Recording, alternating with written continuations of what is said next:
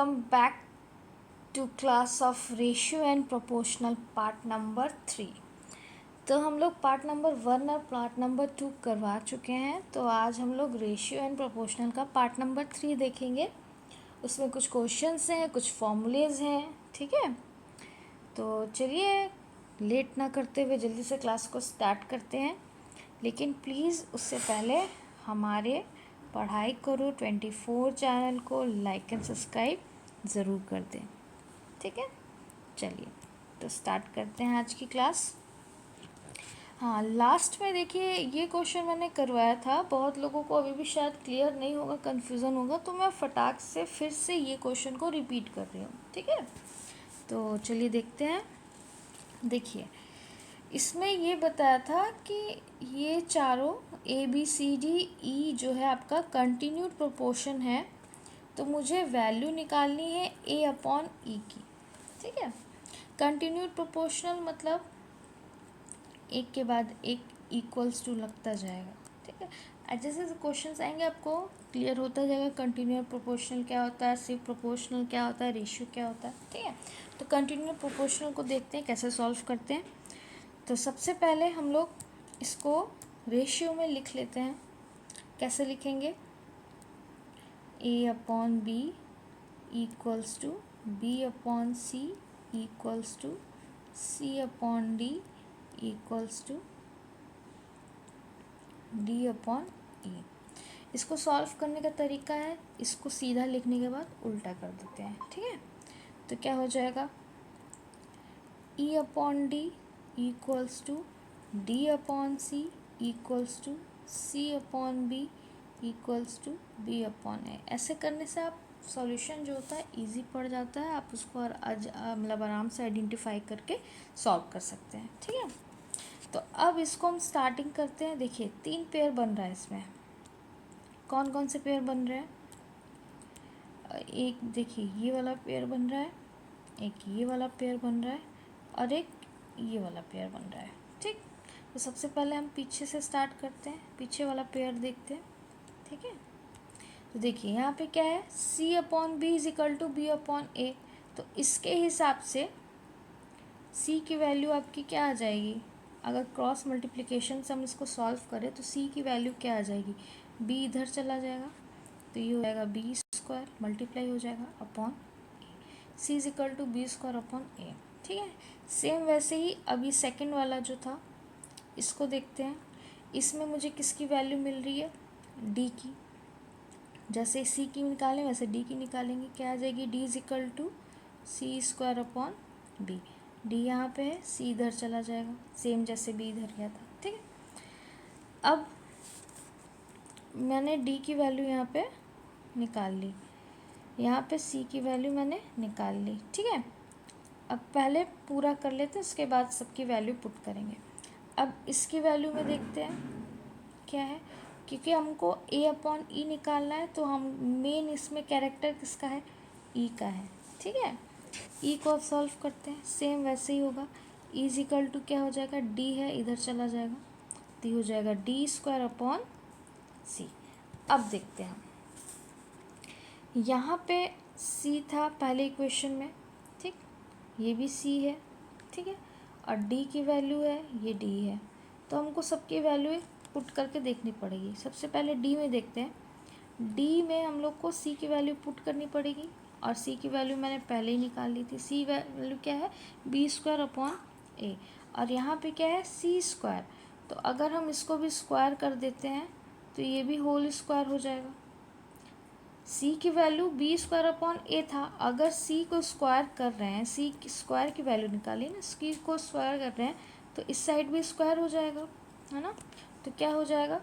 B square का whole square क्या हो जाएगा? बी की पावर 4 मल्टीप्लाई हो जाती, और यहाँ पे ए के ऊपर कोई पावर नहीं है, बस होल में स्क्वायर है, तो ये हो जाएगा ए स्क्वायर, ठीक। ये आ गया आपका मेन वैल्यू डी की, ठीक है। अब देखिए, अब हम लोग ई में आते हैं, जबकि ये वाला मेन है, इसी से हमको ये पता चलेगा। तो ई की वैल्यू में भी डी स्क्वायर है, सेम यहाँ पे डी की वैल्यू मैंने सी रख के निकाल ली एग्जैक्ट वैल्यू। अब डी को हम लोग इस वाले डी में पुट करेंगे, ठीक है। और यहाँ पे जो सी है ये वाली वैल्यू पुट करेंगे, ठीक। तो इज इक्वल टू डी क्या हो जाएगा, बी की पावर 4 अपॉन ए स्क्वायर, ये डी स्क्वायर। अब यहाँ पे देखिए ये तो सिर्फ डी है और यहाँ पे डी स्क्वायर है, तो अगर इसको स्क्वायर करेंगे तो ये पूरा भी स्क्वायर हो जाएगा, है ना। तो ये 4 दूसरा क्या हो जाएगा 8, तो यहाँ पे बी की पावर 8 हो गया, ठीक। और यहाँ पे क्या है ए स्क्वायर और इसका होल क्या है स्क्वायर, तो ए स्क्वायर इंटू स्क्वायर मतलब ए की पावर 4, 2 2 ज़ा 4, ठीक है। ये समझ में आ गया। अब देखिए यहाँ पे क्या है सी नीचे है जबकि ई वाला कर है, ठीक है। डी की वैल्यू लिख लिया डी स्क्वायर की। अब सी की देखते हैं, तो सी कहाँ नीचे मल्टीप्लाई हुए हैं। अब सी को हम डायरेक्ट वैल्यू लिख देते हैं। यहाँ पे सी की वैल्यू ये तो स्क्वायर की आ गई थी ना, सिर्फ सी की वैल्यू क्या आई थी सबसे पहले जो हम लोग लिखे थे, बी स्क्वायर अपॉन ए, ठीक है। ये स्क्वायर वाला तो इसको स्क्वायर लगाने के बाद आया था। तो यहाँ पे ये जो सी की वैल्यू है इसको पुट कर देते हैं, क्या आ जाएगा बी स्क्वायर अपॉन ए, है ना। अब देखिए अपॉन में भी अपॉन है तो ये क्या होता है पलट जाता है, आप लोग को पता ही है। तो ये हो जाएगा बी की पावर 8 अपॉन ए की पावर 4 इंटू पलट जाएगा, ए ऊपर चला जाएगा और बी स्क्वायर नीचे रह जाएगा। अब हम लोग पढ़े थे जब भी वेरिएबल सेम हो डिवाइड में, ठीक, तो पावर्स क्या होते हैं माइनस हो जाते हैं। और सेम अगर वेरिएबल सेम हो लेकिन मल्टीप्लाई में, तो वेरिएबल्स क्या होते हैं ऐड हो जाते हैं। तो यहाँ पे देखिए ये b ऊपर है नीचे भी b है, तो डिवाइड पोजीशन पे है, तो इसके पावर्स क्या हो जाएंगे माइनस हो जाएंगे। तो क्या हो जाएगा 8 में से 2 गया 6, तो ऊपर b की पावर 6। जहाँ पे ज़्यादा पावर होती है वहीं पे घटता बढ़ता है, ठीक है। तो 8 की पावर ज़्यादा है b वाले की, इसलिए ऊपर मैंने घटाया, यहाँ पे हम इसको नहीं हटाएंगे, ठीक है। अब ये a में 2a है, ये भी डिवाइड के पोजीशन पे, तो पावर क्या हो जाएंगे माइनस हो जाएंगे। पावर बड़ी किसकी है नीचे वाले की, तो ऑब्वियसली बात है जब सॉल्व करेंगे तो नीचे वाला ही इफ़ेक्ट करेगा। तो a की पावर क्या हो जाएगी 4 माइनस, जहाँ पे कोई पावर नहीं होती उसको 1 मानते हैं, ठीक है। तो 4 माइनस 1 इज इक्वल टू 3, ठीक। अब ये आ गया किसकी वैल्यू e की वैल्यू आ गई। e की वैल्यू क्या आ गई b की पावर 6 अपॉन a की पावर 3 या फिर a क्यूब आप कह सकते हो, ठीक है। अब हमको ये सिर्फ e की वैल्यू आई है, यहाँ पे क्या है a अपॉन ई निकालना है। तो e के ऊपर अगर हम a लिख दें a अपॉन ई हो गया, तो अगर इधर जो आप चेंज करोगे सेम चीज़ वहीं पे यहाँ पे भी चेंज होगा, ठीक है। तो यहाँ पे भी हो जाएगा a, e के ऊपर आपने a लिखा है तो इस साइड भी जो वैल्यू है उसके ऊपर भी आप a लिखोगे। अब देखिए मुझे ये फॉर्म मिल गया जो मुझे निकालना था, ठीक। अब यहाँ पे क्या है, यहाँ पे साइड में लिखते हैं a होल अपॉन b की पावर 6 अपॉन a की पावर 3। अब क्या होगा ये डिवाइड पोजीशन में क्या होता है पलट जाता है ना। तो क्या हो जाएगा a पलटेगा मल्टीप्लाई में हो जाएगा, a ऊपर चला जाएगा a क्यूब अपॉन b की पावर 6, ठीक। अब ये देखिए मल्टीप्लाई में है वेरिएबल सेम है, पावर्स क्या हो जाएंगे ऐड हो जाएंगे। तो 3 + 1 4 a की पावर 4 और नीचे ऑलरेडी 4 है, कहीं मिस्टेक है यहाँ पे 6 नहीं आएगा 4 आएगा, ठीक है। तो ये हो जाएगा 4, तो ये हो जाएगा आपका option number B is a correct, ठीक। चलिए नेक्स्ट देखते हैं, देखिए ठीक है। आई होप आप लोग को समझ में आ गया होगा। नेक्स्ट चले, देखिए ये जो है ना 4 और 2 मैंने लिखा था, ये मल्टीप्लाई नहीं होगा ये ऐड होता है, तो ये हो जाएगा 6, 8 नहीं आएगा 6, और फिर 6 में से 2 जाएगा तो 4 बचेगा, तो ये वहीं पे 4 होगा 6 नहीं होगा, ठीक है। आई होप अब क्लियर होगा आप लोग को। चलिए नेक्स्ट देखते हैं। इस क्वेश्चन में क्या है what is the mean proportion. अब देखिए मीन प्रोपोर्शन क्या होता है, अगर कोई दिया हुआ है वैल्यू ए और बी के फॉर्म में, मतलब ये टर्म पूरा आप ए मान लीजिए बी, और बोल दिया जाए कि इन दोनों का आप मीन प्रोपोर्शनल निकालिए, तो इसका निकालने का तरीका होता है अंडर रूट ए इंटू बी। ये फॉर्मूला है मीन प्रोपोर्शनल का, कि मीन प्रोपोर्शनल अगर निकालना हो किसी दो के बीच में ये एक्चुअल में निकालते 3 इसमें नहीं होता, हमेशा 2 वैल्यू ही दी रहती है। 2 वैल्यू के बीच में अगर मीन प्रोपोर्शनल निकालना हो तो उसको हम लोग अंडर रूट ए इंटू बी करते हैं। ठीक, तो चलिए सॉल्व करते हैं। यहाँ पे क्या हो जाएगा, अंडर रूट बड़ा सा, फिर 15 प्लस अंडर रूट के अंदर एक और अंडर रूट, क्या है ये 200, और दूसरा मल्टीप्लाई में है दोनों, ठीक है, ए और बी मल्टीप्लाई में है। दूसरा है 27 माइनस अंडर रूट में 648। ठीक, अब हम लोग इसका रूट पहले हटाते हैं। रूट के अंदर रूट है तो पहले अंदर वाले रूट को हम हटाते हैं। क्या आ जाएगा, 200 को अगर हम तोड़ेंगे, थोड़ा सा छोटा करेंगे, तो इसको हम 200 को 2 इंटू 100 लिख सकते हैं।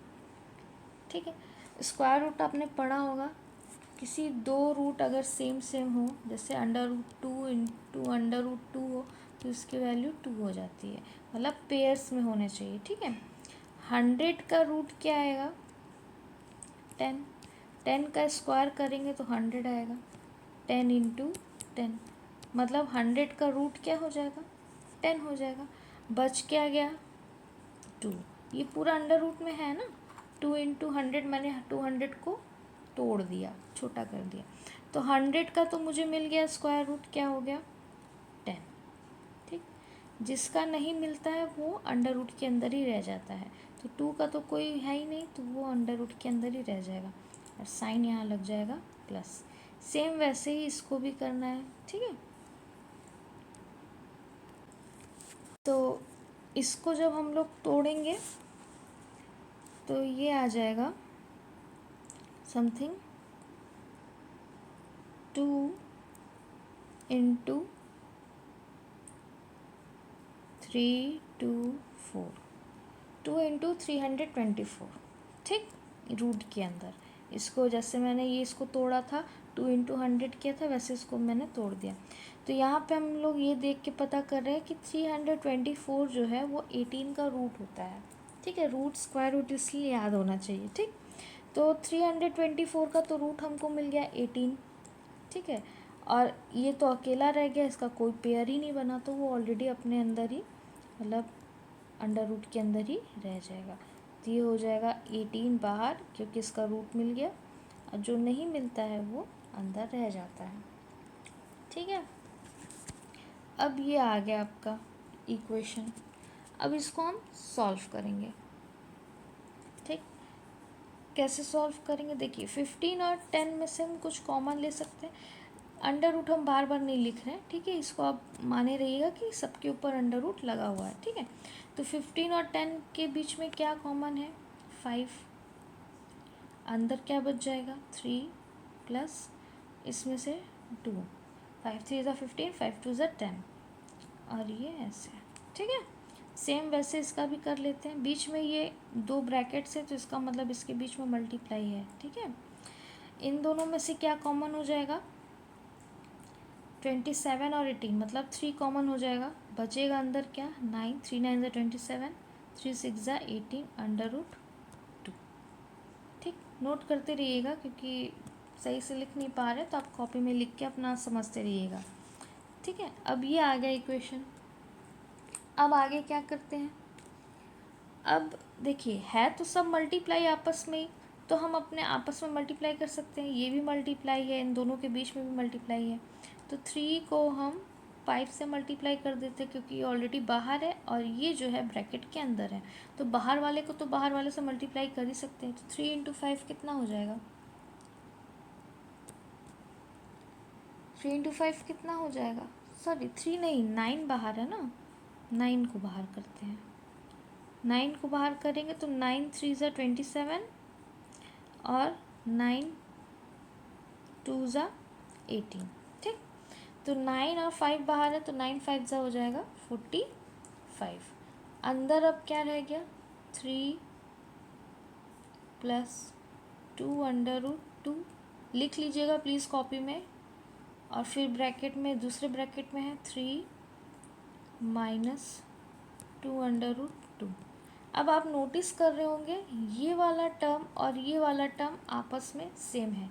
एक फॉर्मूला है ए स्क्वायर माइनस बी स्क्वायर। ए स्क्वायर माइनस बी स्क्वायर का फॉर्मूला क्या होता है? ए माइनस बी ए प्लस बी। तो ए माइनस बी ए प्लस बी, अगर 3 को ए माने और बाकी दूसरे वाले टर्म को बी माने तो ये फॉर्मूला सेटिस्फाइड कर रहा है। ठीक है, तो हम इसको कैसे लिख सकते हैं अगर फॉर्मूले लिखना चाहे तो 45 ए स्क्वायर माइनस इस फॉर्म में लिखना है। ठीक है, और इसका जो फॉर्मूला है वो ये वाले फॉर्म में लिखा हुआ ऑलरेडी। तो अगर हम लिखना चाहें तो क्या आएगा? ए स्क्वायर, 3 को ए माना है तो 3 का स्क्वायर कितना हो जाएगा? 9। ठीक, अब फिर क्या है? माइनस, तो यहाँ पे माइनस। अब ये बी है पूरा टर्म, तो बी स्क्वायर।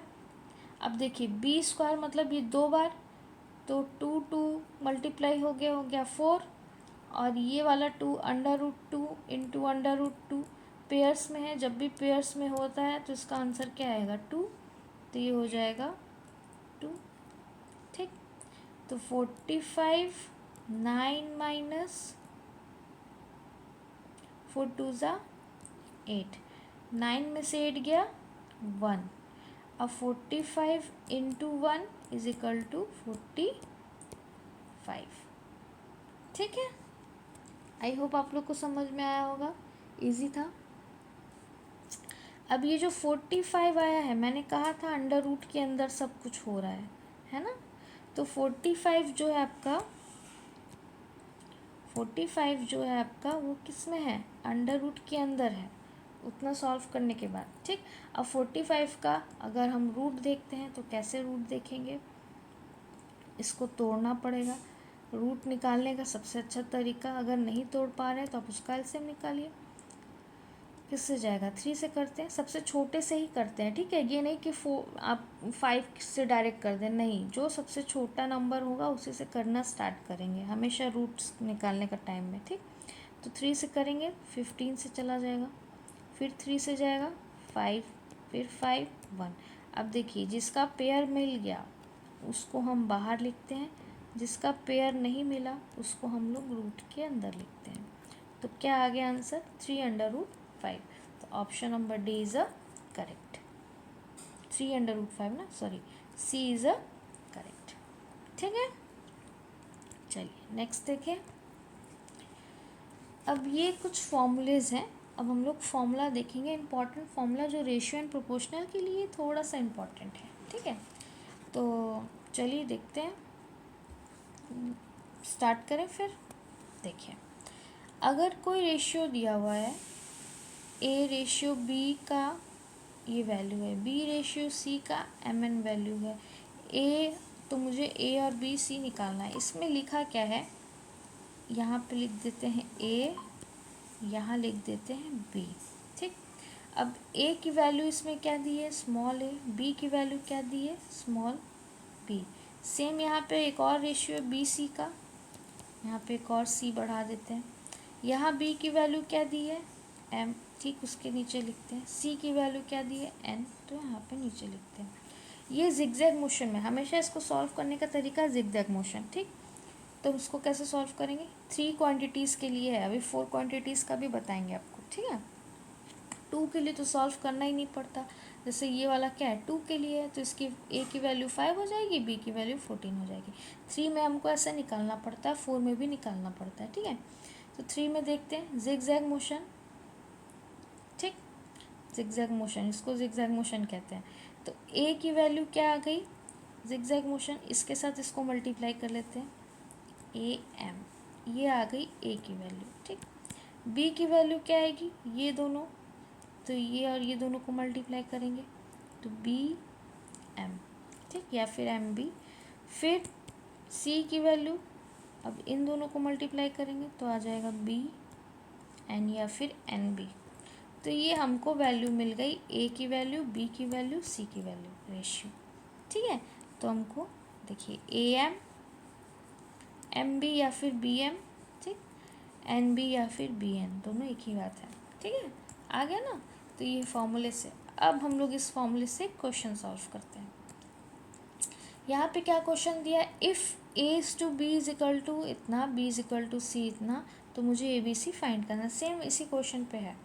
तो पहले हम लोग लिख लेते हैं ए बी सी, क्योंकि मुझे यही तीनों फाइंड करना है। ठीक है, यहाँ पे ए बी की वैल्यू दी है 514, तो जिसके नीचे जो वैल्यू है वो लिख लेते हैं। ठीक, और यहाँ बी सी की वैल्यू दी है 73, तो ये हो जाएगा 73।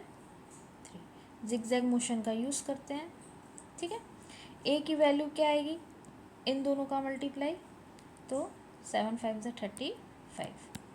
फिर बी की वैल्यू इन दोनों का मल्टीप्लाई, 14 इंटू 7 98।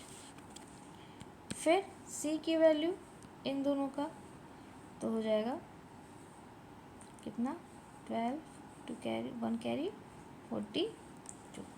अब देखिए, रेशियो हमेशा सिंपलेस्ट फॉर्म में होता है। सिंपलेस्ट फॉर्म मतलब तब तक काटो जब तक ऐसा नंबर ना आ जाए कि वो कटना बंद हो जाए। ठीक है, तो तब तक उसको काटते रहो जब तक वो कटना बंद ना हो। तो ये हमें देख के लग रहा है कि ये कटेगा, तो चलिए इसको कट करते हैं। कुछ गलत तो नहीं हुआ, एक बार चेक कर लेते हैं। 5 14 7 3 5 7 35 28 टू कैरी 8 9, हाँ सब ठीक है। चलिए तो अब देखते हैं इसकी वैल्यू क्या आती है। तो अब इसको अगर हम कट करेंगे, किससे कट करें, किससे जा सकता है ये, ऐसा कोई टेबल जिससे ये तीनों कटे। 7 से जा रहा है। ठीक है, 7 से ही चला जाएगा। 7 5 ज़ा 35, 7 1 ज़ा 7, 7 4 ज़ा 28, कट गया। और ये 7 6 ज़ा 42, तो क्या आ गया 5 14 6। अब ये कटेगा, नहीं कटेगा, सेम नंबर से तो नहीं कटेगा। ठीक है, तो तीनों नंबर सेम नंबर से कटना चाहिए, तो अब नहीं कट रहा है, तो ये फाइनल रेशियो हो गया 5:14:6। तो option number D is a correct. ये ए बी सी का रेशियो आ गया। ठीक है, चलिए नेक्स्ट क्वेश्चन देखते हैं। इस क्वेश्चन में क्या बोला है, अब देखिए वो 3 क्वांटिटीज़ था, अब यहाँ पे है आपका 4 quantity, A B C D. Same process question करके समझाते हैं, आपको ये समझ में आ जाएगा। ठीक है, यहाँ पे एक मिसप्रिंट है, यहाँ पी नहीं है क्योंकि पी की वैल्यू कहीं दी नहीं है। यहाँ पे ए बी है, एम एन है, आर एस है, तो ये पी नहीं है, ये आपका बी है। ठीक है, बी को पी बना दिया गया है। ठीक, तो चलिए देखते हैं क्वेश्चन के हिसाब से देखते हैं। देखिए पहले फॉर्मूला एक बार समझ ही लेते हैं। चलिए इसमें कैसे निकालते हैं, पहले हम लिख लेते हैं, इसकी वैल्यू निकालनी है, तो ए बी सी डी। ठीक, अब जिसके नीचे जो रेशियो है वो लिख लेते हैं। यहाँ ए बी का रेशियो ए स्मॉल बी लिखा है, तो इसको लिख लेते हैं। फिर बी सी का रेशियो एम एन लिखा है, तो यहाँ पे एम और यहाँ पे एन। फिर सी डी का रेशियो आर एस, तो यहाँ पे आर और यहाँ पे एस। ठीक, अब इसको कैसे सॉल्व करेंगे, सबसे पहले इन तीनों का मल्टीप्लाई कर देंगे। किसके लिए, ए के लिए। ए की वैल्यू आ जाएगी, तो क्या आ जाएगी, ए एम आर, है ना। फिर क्या है, बी की वैल्यू। बी की वैल्यू के लिए हम लोग को ये बी वाला तो लेना ही है, उसके साथ ये आगे के 3। ठीक है, तो क्या आ जाएगा, बी एम आर। ठीक है, ये बी की वैल्यू। सी के वैल्यू के लिए हम लोग को सी वाला लेना है, तो ये वाला ऐसे। ठीक है, तो ये क्या हो जाएगा, बी एन आर। ठीक, और लास्ट में डी के वैल्यू के लिए डी वाला आना चाहिए, तो ये लास्ट के 3 नंबर। इसको आप कई बार करोगे तो प्रैक्टिस हो जाएगा। तो लास्ट के 3 नंबर क्या है, B N S, B N S. ठीक, तो इसको 4 क्वांटिटीज़ के लिए ऐसे सॉल्व करते हैं। चलिए अब क्वेश्चन देखते हैं। क्वेश्चन में सिंपल फिर से वही हम लोग कर लेते हैं, लिख लेते हैं ए बी सी डी। ए की वैल्यू 1, बी की वैल्यू 3, बी की वैल्यू 2, सी की वैल्यू 5, सी की वैल्यू 2, डी की वैल्यू 3। ठीक, तो पहले ए की वैल्यू निकालते हैं। तो ए की वैल्यू के लिए आगे के 3 वाले मल्टीप्लाई करेंगे, कितना आ जाएगा 2 2 ज़ा 4, 4 1 ज़ा 4। ठीक, फिर बी की वैल्यू के लिए बी वाला और आगे के 2, तो मल्टीप्लाई करने पर क्या आएगा 3 2 ज़ा 6, 6 2 ज़ा 12। ठीक है, सी की वैल्यू के लिए बी वाला सी वाला लेना ही है। ठीक है, ये तीनों क्या आ जाएगा 3 5 ज़ा 15, 15 2 ज़ा 30। ठीक, और डी के वैल्यू के लिए लास्ट के 3। ठीक है, तो ये हो जाएगा कितना 5 3 ज़ा 15, 15 3 ज़ा 45। अब देखिए ये तीनों नंबर, ये चारों नंबर किसी एक नंबर से नहीं कटेंगे, अलग अलग कटेंगे। 4 के टेबल में 12 तो आता है लेकिन 30 नहीं आता। वैसे ही 5 के टेबल में 30 45 तो आएंगे लेकिन 4 12 में आएंगे। तो काटना है तो आपको चारों को सेम नंबर से ही काटना है, वरना नहीं काटना है। ठीक है, तो ये ऑलरेडी सिंपलेस्ट फॉर्म में है, तो ये आपका रेशियो हो जाएगा। Value of A B C D कौन सा, option number A is a correct. ठीक है।